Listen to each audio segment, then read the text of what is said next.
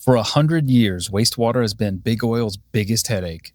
Today, it becomes a revenue stream. Also, forget drilling new wells. The future of geothermal energy is already in the ground. Let's drill down on these topics and see what we hit.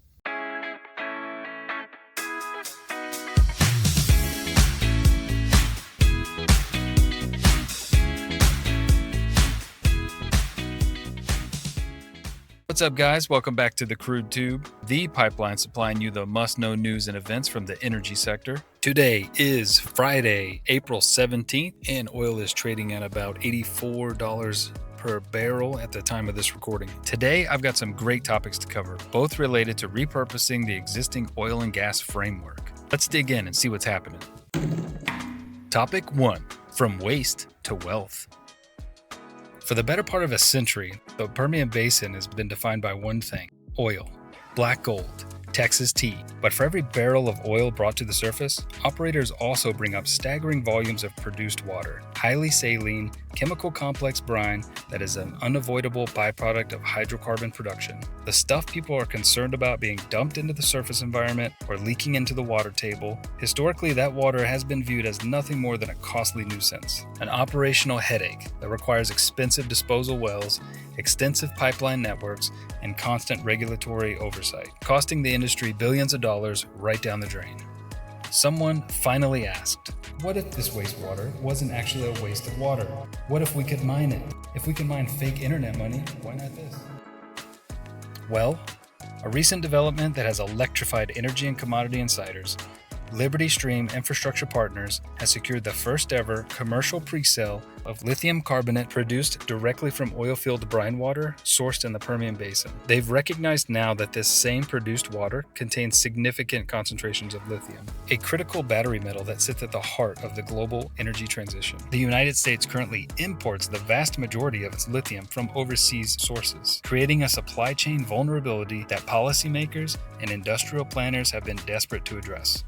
Direct lithium extraction technology, or DLE, offers a new approach. It uses specialized sorbents, membranes, or ion exchange resins to selectively pull lithium ions directly from complex brine solutions in a matter of hours. And crucially, it does so without the large environmental footprint of conventional mining. Liberty Stream is targeting annual production of 1,000 tons of lithium carbonate in this year alone.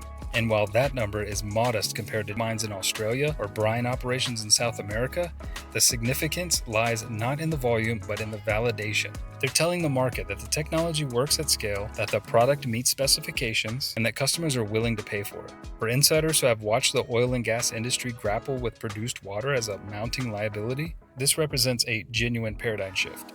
The same water they couldn't give away before has now become a mining opportunity, transforming a multi-billion-dollar problem into a new revenue stream. The implications extend far beyond lithium itself. If DLE proves commercially viable on Permian brine, it opens the door to extracting other valuable minerals and metals from produced water, creating a whole new economic layer atop existing oil and gas infrastructure. Private equity firms have taken notice, with tailwater capital among the investors increasingly pivoting towards water management and what the industry now calls beneficial reuse, recognizing that the companies that solve the water problem will be the ones that thrive in the next decade. The Permian Basin, the engine of American oil, now offers a domestic source of battery-grade lithium as a co-product of its daily work, lowering its disposal costs and loosening the nation's reliance on foreign supply, all in one economic flush. It's true what they say, one man's waste is another man's minerals. I got some geos coming that are very delicate, all right? Topic 2. Coming straight from the underground, bringing the heat. The DOE just announced a $14 million pilot project in Pennsylvania that represents a genuine breakthrough in how America could rethink its vast network of aging fossil fuel infrastructure, aiming to convert an old horizontal well into an enhanced geothermal system, or EGS, the first ever demonstration of its kind in the U.S. To understand why this matters, you have to understand the fundamental limitations of traditional geothermal energy. Conventional geothermal plants only work in places where nature has already provided three things at the same time: heat, permeability, and fluid. Usually in volcanically active regions like the western US, Iceland, or New Zealand. This process works by injecting high-pressure fluid into deep, hot rock formations to open existing fractures or create new ones, then circulating water through those fractures to absorb heat from the earth before pumping it back to the surface to drive turbines.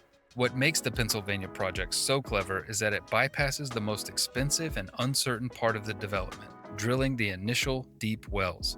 These wells have already been drilled, fracked, and possibly reached the end of their life. So, the Department of Energy is essentially borrowing the oil and gas industry's sunken costs. The well bore is already there, and the surface infrastructure, pipelines, separators, access roads, and grid connections already built. This turns one of the fossil fuel industry's looming liabilities into a clean energy asset. The United States has drilled hundreds of thousands of oil and gas wells over the past 2 decades, and tens of thousands of them are either already abandoned or approaching the end of their economic life.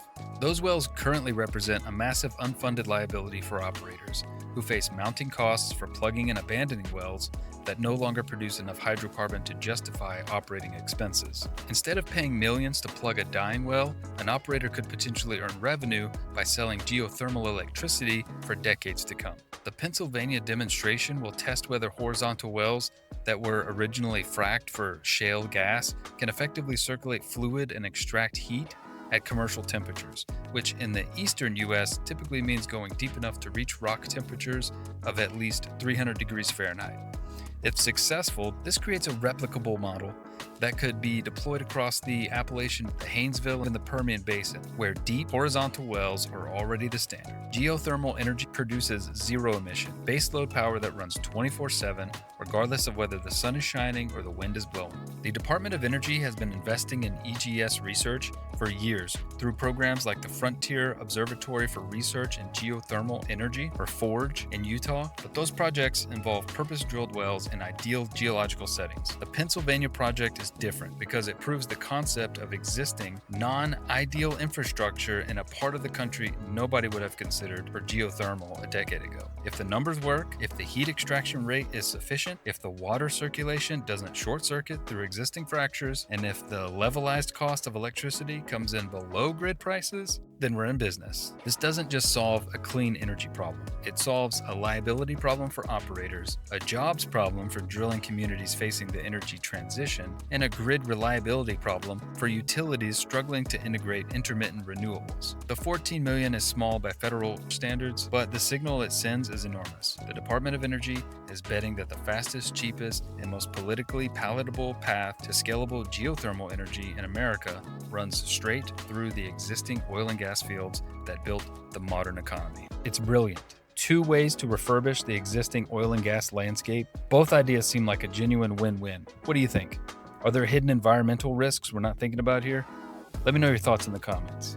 As always, thank you for your time. If you found this informative, please like the video so I can keep them coming. And to stay up to date with me in this industry, be sure to subscribe to the channel. Until next time, take it easy.